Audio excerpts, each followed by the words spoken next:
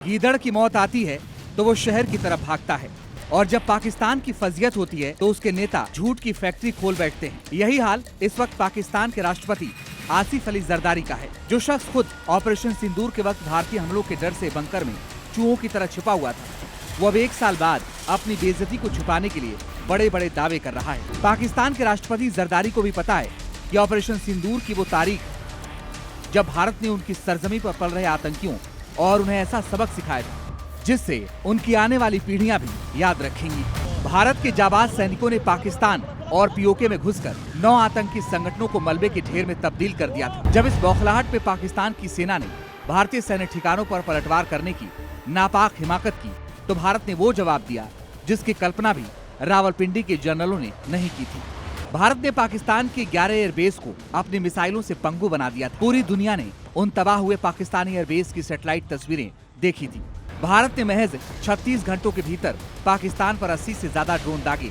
तब खुद army chief Munir Zardari के पास हाथ जोड़कर खड़े थे और उनसे गिड़गिड़ा रहे थे कि जनाब, जान बचानी है तो जमीन के नीचे बने बंकर में छिप जाइए। और जरदारी साहब ने किया भी यही। जब तक भारत की मिसाइलें पाकिस्तान के एयरबेस को धुआं धुआं करती रहीं, तब तक ये महामहिम बंकर के अंधेरे में दुब के अपनी जान की भीख मांग रहे थे। लेकिन आज 1 साल बीतने के बाद अपनी आवाम के सामने अपनी इज्जत बचाने के लिए बंकरमैन भारत के 8 विमान गिराने की फर्जी और काल्पनिक कहानियां गढ़ रहा है। आधुनिक युद्ध का एक सीधा सा नियम है, अगर कोई विमान गिरता है तो उसका मलबा होता है, पायलट की तस्वीरें होती हैं और ब्लैक बॉक्स होता है।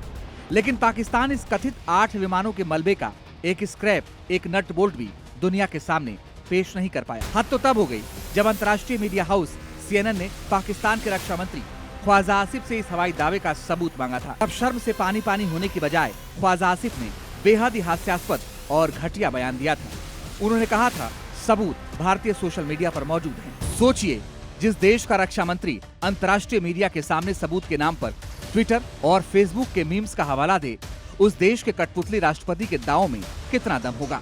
हकीकत तो ये है कि पाकिस्तान की एक फतेह मिसाइल जो भारत की तरफ बढ़ी थी, उसे हरियाणा के सिरसा के ऊपर भारत के अभेद बराक एयर डिफेंस सिस्टम ने हवा में ही चीर कर रख दिया था। भारत का एक भी सैन्य ठिकाना पाकिस्तान छू नहीं पाया था। पाकिस्तान के सिलेक्टेड यानी खैरात में राष्ट्रपति पद पाने वाले कठपुतली नेता ने भारत और प्रधानमंत्री मोदी के खिलाफ जिस तरह की घटिया और अमर्यादित भाषा का इस्तेमाल किया है, वो उनकी हताशा और मानसिक दिवालियेपन को दिखाता है। जरदारी और रावलपिंडी की आकाओं को साफ शब्दों में आगाह कर देना चाहते हैं कि होश में आ जाओ। ये वो पुराना भारत नहीं है जो तुम्हारी हरकतों को सहता रहेगा।